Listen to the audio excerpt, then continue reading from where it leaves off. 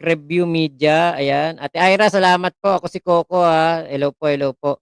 Makoy Cargado, Dior, ayan, Natano, Joma Anaput, ayan, thank you po. Salamat po. Ate Prinsesang Palaboy, Kuya Chodor David, thank you sa pakulay, Fritz Wilan, salamat po, salamat po. Ayan. Kuya Edmar Corporal, ayan, hello po, salamat po. Iwanan ko po sa inyo itong video na ito. Bye-bye, salamat po.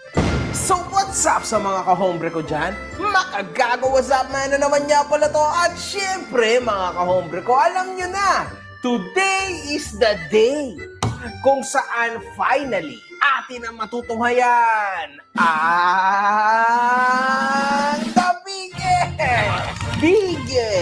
biggest kulaong sa balat na social media. The biggest. Fake it till you make it, but in this case, fake it because you failed it. The biggest royal blood, king of ad hominem, the very famous scammer, mga kahombre ko, FLM, palakpakan sa utak ang putang inang yan. San Pablo'y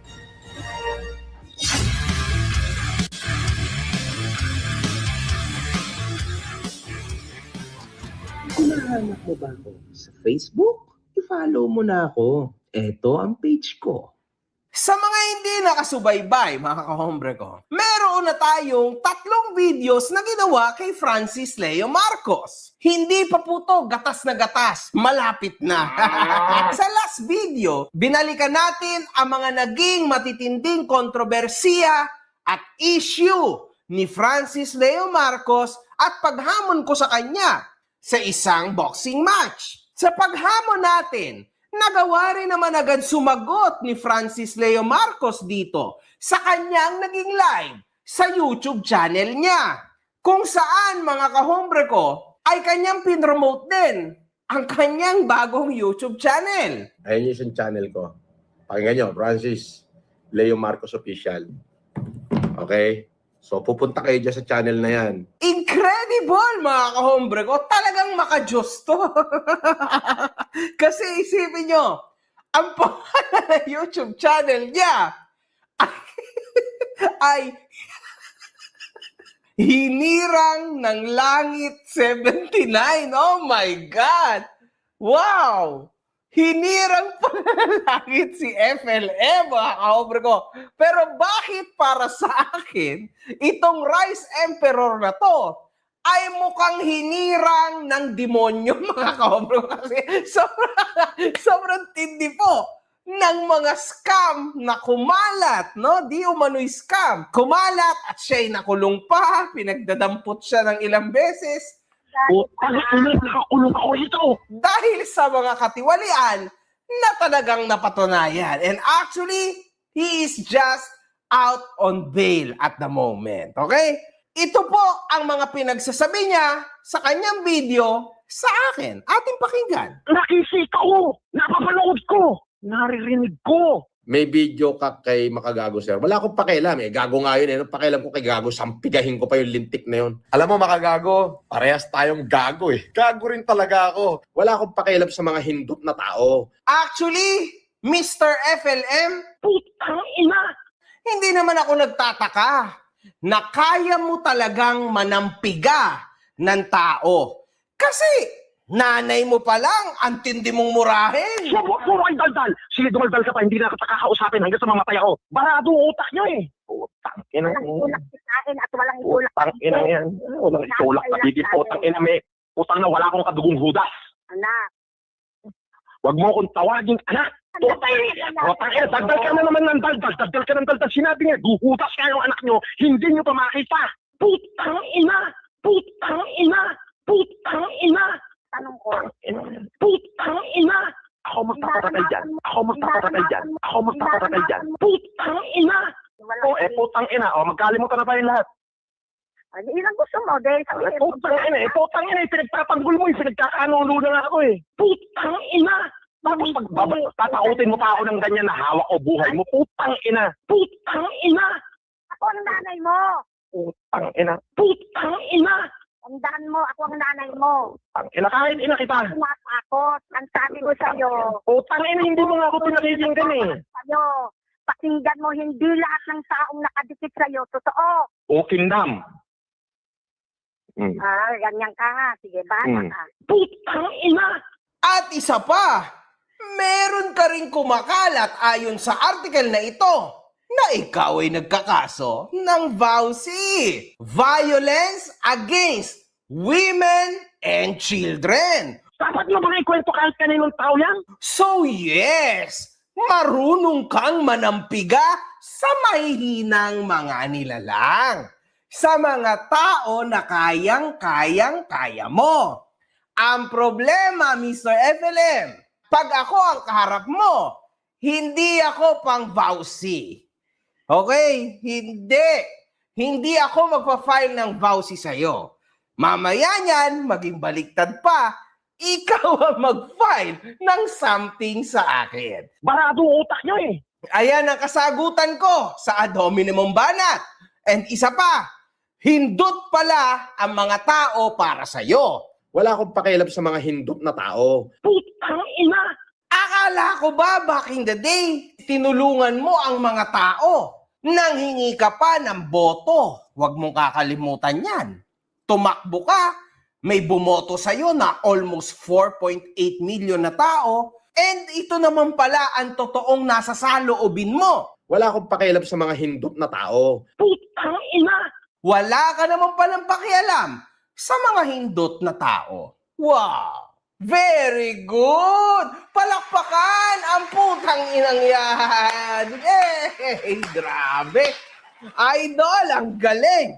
Isa po yan, mga kahombre ko, sa patunay na siya ay double-faced guy.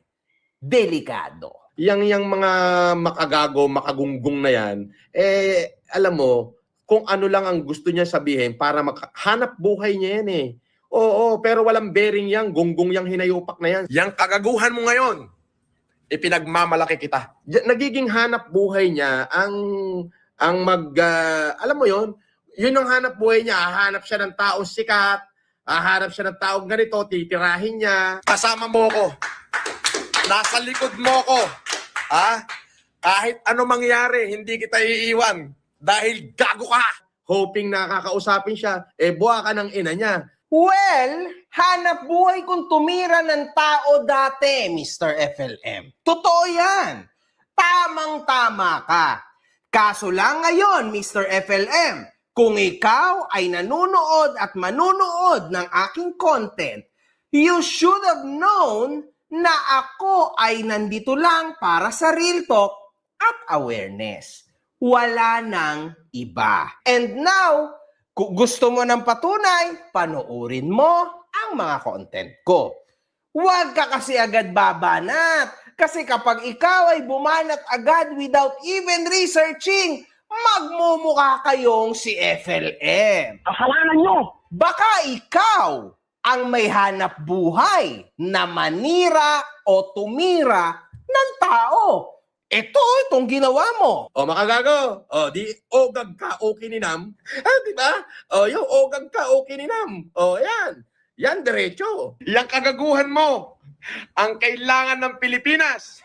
Sinampal lang yan si makagago sa flip-top, iyak naman. Ikaw naman pala, yung ipinapaliwanag mong tira sa tao. O kindam. Dapat hindi na lang yan para sa akin eh. Dapat habang binibigkas mo yan, nakatapat ka sa salamin. Di hamak naman na mas bagay sa'yo ang salitang tira-tira ng tao Putang ina. at naninira ng tao. O kindam. Kasi lahat ng banat mo, baseless. Walang basehan.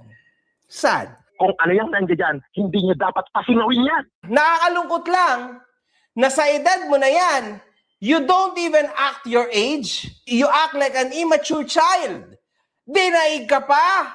Nako, mas matured pa sa'yo ang panganay mo. Nakakahiya. Ang tanda-tanda mo na, ganyan pa rin ang mga banat mo. O gagaya, wala ambag sa lipunan yan. O eto kay makagago. O eto para sa ito makagago. O kininam. O kindam. Ako lamang yung gagong promotor ng kagaguhan mo. Ha? Putang ina! What a guy, man. A clown! A clown. Anyway, Pero duwag yan, no? Pag nakita ko yan, puta, baka bunutin ko lahat ng buhok sa ilong niya, tsaka ipanguya ako sa kanya eh. Di ba? Pagkatapos ng COVID, magkape tayo, ha? Maggaguhan tayong dalawa, ha? Isa kang tunay na lalaki. Isa kang tunay na lalaki. Baradong utak nyo eh! sa dami-dami ng pinagsasabi mo sa akin sa video mo kahapon, isa lang naman ang dapat mo sagutin eh. Oo o hindi. Papalag ka ba? O habang buhay ka na lang na si puro bunganga? Putang ina!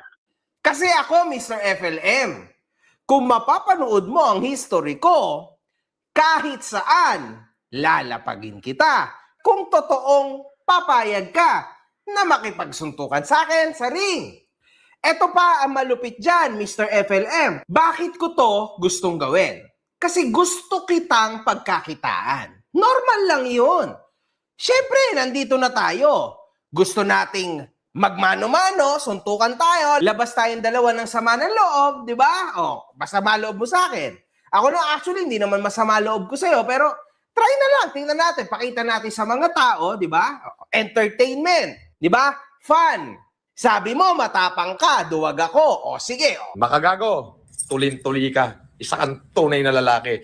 ikaw na matapang, o, lumapag ka sa ring, ilang minuto lang kasi parehas naman sigurado tayo walang hangin, walang ensayo.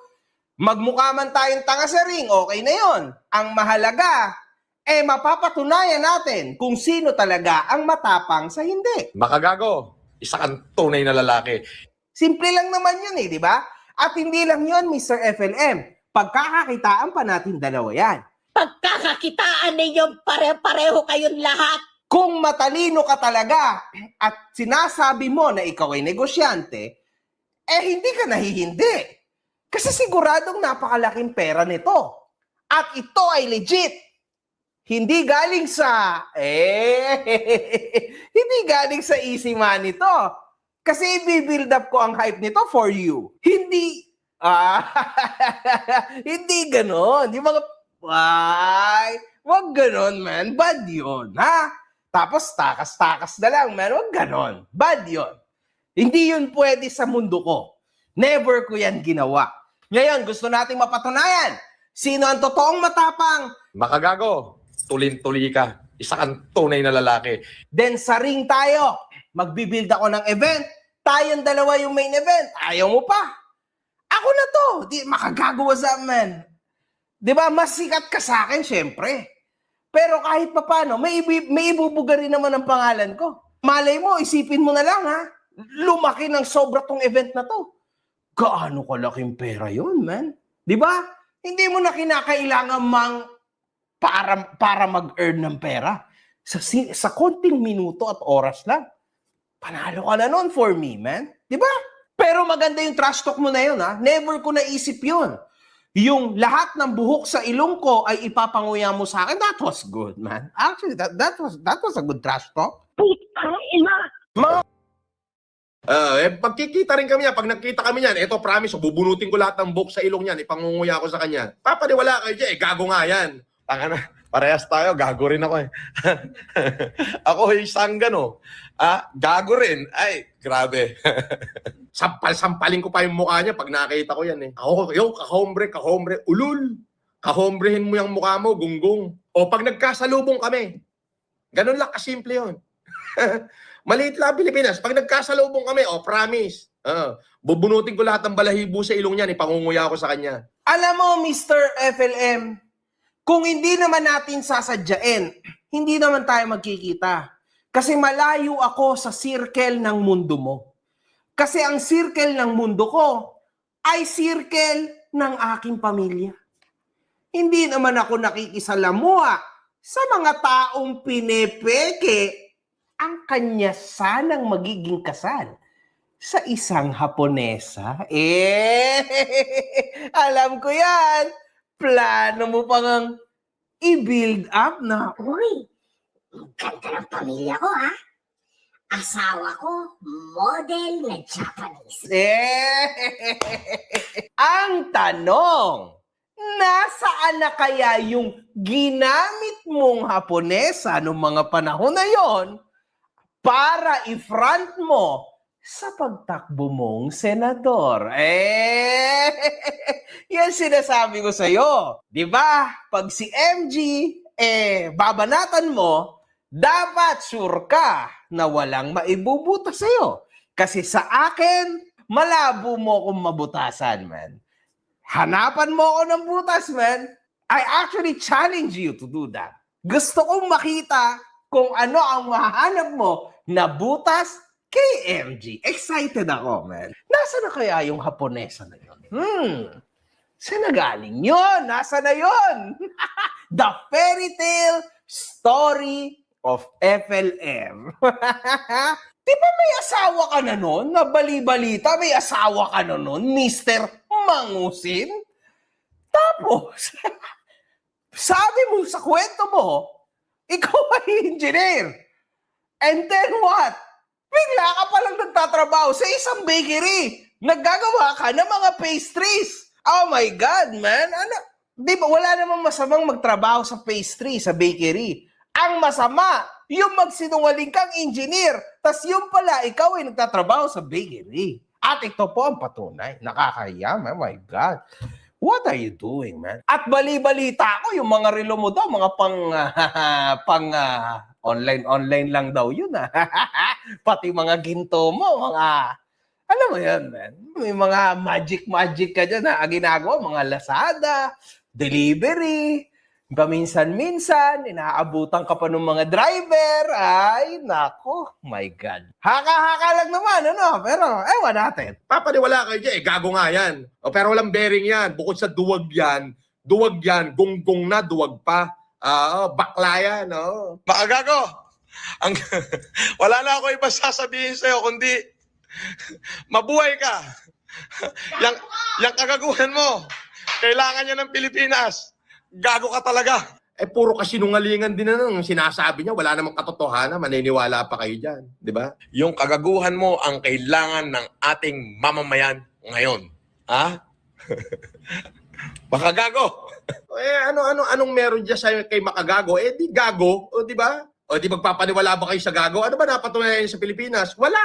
Tanga na. Parehas tayo. Gago rin ako Paano ako naging sinungaling at walang katotohanan ang mga pinagsasasabi ko? Naandito po lahat ang mga patunay. Isipin mo to, Mr. Mangusin, FLM, Antonio, ano ba talagang pangalan mo? Grabe, ang dami mong pangalan. Imaginein mo, pangalan mo pa lang sa internet na nagpakilala ka ng ganyan, kasinungalingan na agad. Sinabi mo na napakayaman mo, ikaw ay trillionaire, pero napagtanto-tanto ng mga tao sa paligid mo na nanonood sa iyo na isa kang malaking peke. Now, tumataya ka, nagkakasino ka, nagsasabong ka, tinataya mo lang 1,000, 1,500? Meron po bang ganyang milyonaryo, trilyonaryo? At ang tanong, nasaan na ang mga sasakyan na pinag-flex mo noon? Gusto naming malaman yan. And bali-balita ko sa Las Piñas ka nakatira. Di ba dati nasa QC ka, ang ganda ng bahay mo. Kung totoo ka, Mr. FLM, pakita mo nga sa amin ulit yung bahay mo na yon at yung mga sports car mo na yon. Gusto ko makita ulit, man. Siyempre, idol kita Isa nga ako sa nabudol mo, di ba? Kaya nga kumasa ako sa challenge mo, pero I was happy kasi tumulong naman ako. Naitulong ko lahat yung bigas na yon sa mga tao, pero hindi lang ako nakapaniwala. Kasi kahit yung taong tulad ko, na bukas-kas ang utak, napaikot mo. Paano pa kaya yung mga normal na tao? So, magaling talaga to, mga kahombre ko. Ngayon, laos na siya. Di ba? So, gagamitin niya yung pangalan ko para sumikat uli. Di ba? Gago nga. Di ba? Walang originality yung hindot na yan. Kung regarding naman sa laos na si MG, yes, 2 years ago laos na ako kasi tumigil ako sa pagbibideo. Pero ngayon, I don't think na laos na ako, Mr. FLM. Look at my stats. Meron bang laos na ganyan?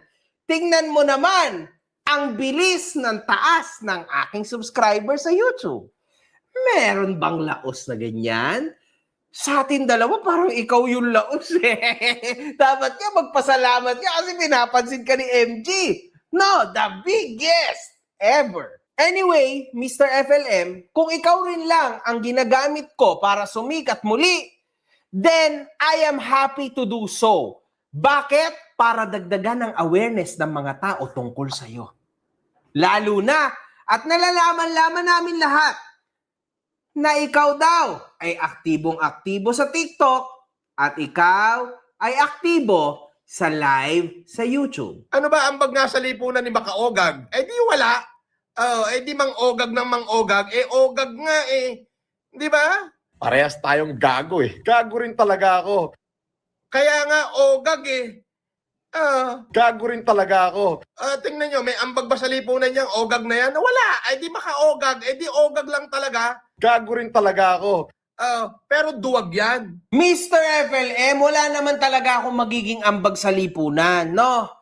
Ang tanging maiaambag ko lang sa lipunan ay ang magdagdag awareness sa mga tao. Pero kung magbigay ng trabaho, magbigay ng knowledge, wala eh. Kasi bobo ako, di ba? Wala naman akong negosyo, di ba? Tapos, mahirap lang ako. Ayan, sa sobrang yaman ni Makagago, isang truck na 500 kabang bigas yung binili. Para ipamigay, Grabe. Wala akong pera, hindi ako kumikita. So, ang kaya ko lang ibigay, sa totoo lang, ay awareness. And I'm happy na i-share sa mga tao lahat ng kabulastugan na nangyayari sa internet. Because back in the day, I was one of them too, na nambubulastog, na nanarantado sa internet. At yun ang bagay na ayaw ko nang ma-experience muli ng mga tao. Mr. Kulaong, ito pa, sa edad mo na yan, do you believe in character development? Do you believe in repentance? Do you believe in God? Question, naniniwala ka ba sa Diyos? Kasi kung naniniwala ka sa Diyos, naniniwala ka sa repentance. Kung naniniwala ka sa repentance, naniniwala ka sa character development. So sa edad mo na yan, sigurado may mga anak ka. So you should understand na ang isang tao ay may chance magbago. Kung gusto. Anything is possible kay God. Kung totoo na gusto mong magbago. Kahit ikaw pa yung pinakamasamang tao sa mundo, sa mata ng Diyos, ikaw pa rin ang anak niya. Isang paghingi ng tawad lang na makatotohanan, tatanggapin ka niya ulit. Pero sa bagay, hinirang to ng langit, mga komko. So, baka naman sa kanya, niniwala sa Diyos, di ba? Hinahamon ka niya boxing? Papaniwala ka, hinahamon ka boxing. Duwag yan, Hindi ka naniniwala na ako ay seryoso sa paghamon ng boxing sa'yo? Paano mo naman naisip yan? Alam mo ba na ako ang biggest promoter sa balat ng YouTube history? Ako lang ang kabukod-tanging nakagawa ng mga malulupit na numbers na pinaglalaban-laban ko ang mga sikat na mga personalidad. So paano ka hindi maniniwala sa legitimate na promoter in MG? Meron pa bang mas malupit na promoter kay MG na YouTuber? Kung gusto mo talaga, ako na yon. Kaso kung ayaw mo, maraming dahilan. Siyempre naman, kung ayaw niyan, mga kahombre ko, marami talagang dahilan. Totoo naman yan eh. Wala na tayong magagawa doon. At saka nabalitaan ko nga pala, Mr. FLM, aka Kulaong, ayon sa'yo, ikaw ay royal blood. Mangusin o Marcos. Walang bearing ho sa akin yun. Kasi yung nagsilang sa akin, yung dugo ko royal blood na. Ang nanay ko ho ay anak ni Don Jose Antonio. Don Jose Mar Antonio. Okay? At, ni Doña Carmelita Ariño Baking. Alright. Ngunit amin itong sinaliksik at siniyasat. Walang lumalabas sa Google. Usually, yung mga ganyan, meron at meron lalabas sa Google, lalo na sa Pilipinas, kokonti lang ang royal blood na tulad mo. Talagang nakaregister yan sa Google. Hindi pwedeng hindi. Saan napunta yung royal blood? Baka sa ilong mo. May mga tao rin na nagre-reklamo ukol sa problema nila kay FLM. Naku, patay ka. Eto na yon. So maraming salamat po ha. Ingat po kayo. Nasaan mang panig kayo ng mundo. Momo, chup chup, love you. God bless us all. Pilipinas, God first.